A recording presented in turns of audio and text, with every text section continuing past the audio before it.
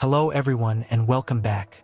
I'm really glad you're here, because today's topic is one you'll feel before you even fully realize it's happening. Joining us is our narrator Andrew, who's about to unpack something shaping elections, opinions, and even what you believe is true, without most people noticing. Algorithms don't vote. They don't run for office. They don't hold press conferences. Yet they quietly steer public opinion, amplify outrage, bury nuance, and decide which political ideas rise or disappear. Around the world, unseen mathematical systems now influence what millions think is urgent, dangerous, or worth supporting. Governments study them, parties exploit them, and platforms deny controlling them. The real question isn't whether algorithms affect democracy. It's how deeply they already do and whether anyone is truly in charge. If you're interested in more mind-blowing insights like this, subscribe to the channel. The invisible editors. Before algorithms, editors chose headlines. Now software decides what billions see first. Platforms like Facebook don't show posts chronologically. They rank them by predicted engagement. That means emotional, divisive, or shocking content wins. Not because someone ordered it, but because outrage keeps users scrolling. Political campaigns know this. They design messages engineered to trigger reactions rather than inform. Over time, users don't just consume content, they're trained by it. Their beliefs slowly align with whatever keeps them most engaged. If this system works so well, why hasn't every political group mastered it yet? Because understanding algorithms requires data, testing, and money. Resources only well-funded actors consistently have. Virality beats accuracy. False political claims often spread faster than verified facts. Not because lies are smarter, but because they're simpler and more emotional. Algorithms reward speed of reaction, not depth of verification. When a misleading post explodes, corrections arrive too late. By then, millions have already formed impressions. Studies show first impressions strongly anchor belief, even after correction. If this trend keeps accelerating, what does it actually lead to? A public that feels informed while being strategically misinformed at scale. The misunderstood threat. Most debates blame platforms for bias. But the deeper issue isn't ideology, it's optimization.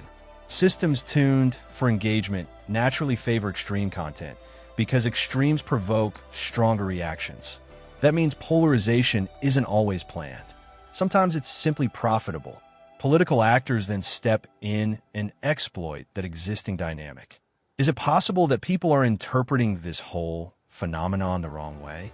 Yes. Many think manipulation requires conspiracy. In reality, it often emerges from incentives, not secret plans. Micro-targeting power. Campaigns now run thousands of ad variations simultaneously, each tailored to personality traits. Data predicts whether fear, pride, anger, or humor will move you. Platforms like YouTube and TikTok refine these predictions constantly. Political messaging becomes individualized persuasion rather than public debate. Two voters may support the same candidate for completely different reasons, each carefully selected for them. If messages are customized for everyone, can public debate even exist anymore? It can, but it becomes harder because citizens are no longer reacting to the same information landscape. The economic engine behind influence. Attention is the currency of the digital age. Platforms profit when users stay longer, click more, and react often. Political content happens to be among the most engaging categories. That means the financial interests of tech companies unintentionally align with the amplification of political intensity. Not ideology, economics. The louder the discourse, the more valuable the platform. Are you saying outrage is basically a business model? In many cases, yes. Not by design intention, but by measurable outcome. Governments are learning fast. States worldwide now study algorithmic behavior like a strategic resource. Some hire behavioral scientists. Others fund digital influence teams.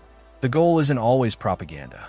Sometimes it's subtle framing, emphasizing certain issues, downplaying others, or nudging narratives.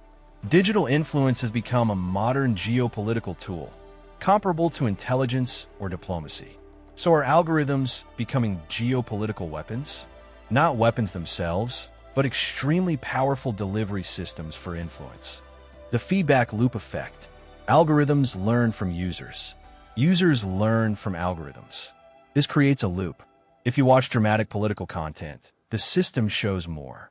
Seeing more makes your views stronger. Stronger views change your behavior, which trains the system again. Over time, beliefs can intensify without any deliberate persuasion campaign. Does that mean radicalization can happen without anyone targeting you? Exactly. Sometimes the system amplifies your own preferences until they reshape you. Regulation versus reality. Lawmakers are trying to regulate algorithmic systems, but technology evolves faster than legislation. Rules written today may be outdated in 2 years. Meanwhile, companies guard algorithm details as trade secrets. Transparency sounds simple until revealing code also exposes it to manipulation. So regulators face a dilemma: demand openness and risk abuse, or allow secrecy and risk influence. Is meaningful oversight even possible at this pace? Yes, but only if regulation focuses on outcomes instead of trying to control code itself. The next phase. Future algorithms won't just recommend content. They'll predict beliefs before you form them. Early models already estimate political leanings from browsing patterns alone. That means influence could shift from reacting to opinions to shaping them preemptively. When prediction becomes persuasion, democracy enters unfamiliar territory. This all sounds big, but what's the next development people aren't prepared for? Systems that don't just know what you think, they'll know what you're about to think. Thanks for listening and thinking deeply with us today. Andrew appreciates your curiosity.